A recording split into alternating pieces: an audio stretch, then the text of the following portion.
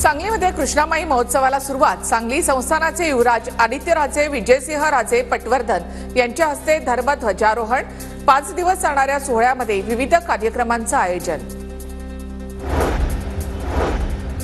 शिवप्रतिष्ठान हिंदुस्थानच्या गडकोट मोहिमेसाठी पुण्याच्या भोर तालुक्यातील 600 धारकरी रवाना।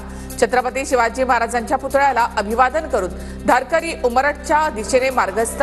नरवीर तानाजी मालुसरे यांचा जन्मगाव उमरठ ते किल्ले रायगड अशी यंदाची गडकोट मोहीम। भोरमध्ये रामबाग शर्यत कट्टा केसरी 2025 भव्य बैलगाडा शर्यतीचं आयोजन। राज्याच्या विविध भागातून आलेल्या 613 बैलगाडा मालकांचा सहभाग। धांगवडी इथे श्रीनाथ प्रसन्न बैलजोडीनं पहिला नंबर पटकावला। धाराशिवच्या परंडा इथे महसूल सहाय्यकाला मारहाण केल्याचा कर्मचाऱ्यांचा आरोप। कारवाईच्या मागणीसाठी काम बंद आंदोलन। तहसीलदारांना निवेदन। कारवाई न केल्यास तीव्र आंदोलनाचा इशारा। अहिल्यानगरमध्ये 2 वर्षात बिबट्यांच्या हल्ल्यामध्ये 10 जणांचे मृत्यू, 95 जखमी।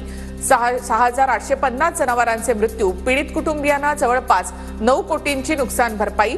जिल्हाभरामध्ये 500हून अधिक बिबटे असल्याची वन विभागाची माहिती।